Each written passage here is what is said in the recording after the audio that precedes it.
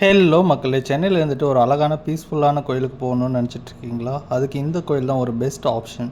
இந்த கோயில் எங்கே லொக்கேட் ஆகிருக்குன்னா, சோழிங்கநல்லூர்லேருந்து சுமார் 1லேருந்து 1.5 கிலோமீட்டர் தொலைவில் அமைஞ்சிருக்கு. நீங்கள் பஸ்ஸில் வரீங்கன்னா சோழிங்கநல்லூர்லேருந்து 2வது ஸ்டாப் தான் இந்த கோயில். இந்த கோயில் OMR ரோட்லேயே அமைஞ்சிருக்குங்க.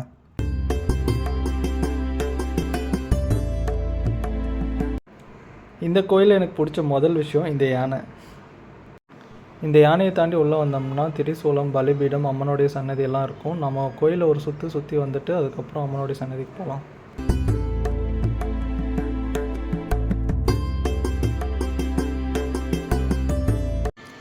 எந்த கோயிலுக்கு போனாலும் விநாயகர் பெருமானை முதல்ல தரிசிக்கிறது நம்மளுடைய வழக்கம். ஸோ முதல் வணக்கம் விநாயகர் பெருமானுக்கு. இங்கேருந்து பார்க்குறதுக்கு இந்த கோயிலோட வியூ ரொம்பவே சூப்பராக இருக்கும்.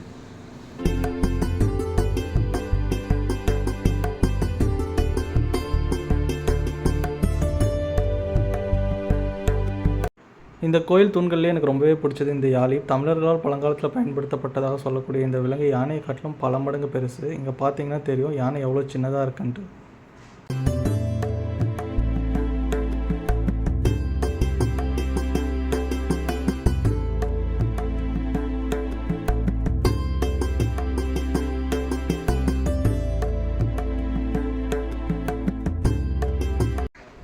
இந்த கோயிலுடைய ராஜகோபுரம் 7 நிலைகளை கொண்டது. பக்கத்துலேயே IT ஹப் இருக்கிறதுனால வெளி மாநிலத்து மக்களும் நிறைய பேர் இங்கே வராங்க.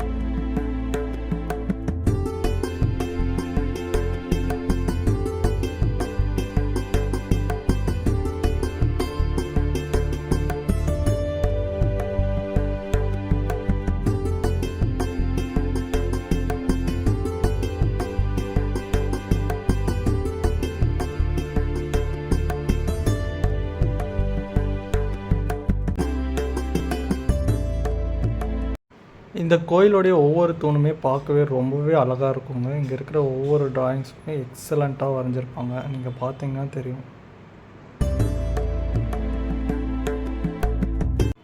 இந்த ரூஃப் பெயிண்டிங்ஸ்லாம் பாருங்கள், ரொம்பவே அழகாக இருக்குல்ல.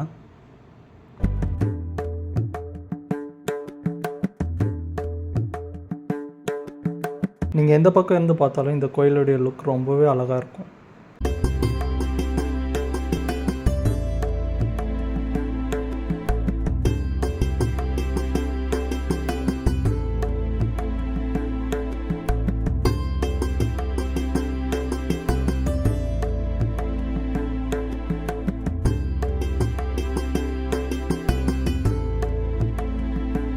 இங்கே நிறைய பேர் அம்மனை ஃபோட்டோ எடுத்துகிட்டு இருந்தாங்க. அதனால் உங்களுக்காக நானும் துவாரபாலகிகளோடு கூடிய அம்மனுடைய தோற்றம்.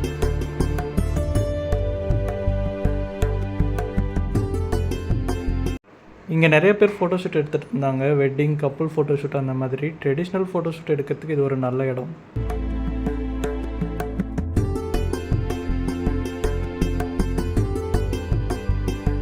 வீக்கெண்டில் டிவோஷனல் ஃபீலோட கொஞ்ச நேரம் அமைதியாக உட்காந்துட்டு வரணும்னு நினைக்கிறவங்களுக்கு இந்த பொன்னியம்மன் கோயில் ஒரு பெஸ்ட் ஆப்ஷன்.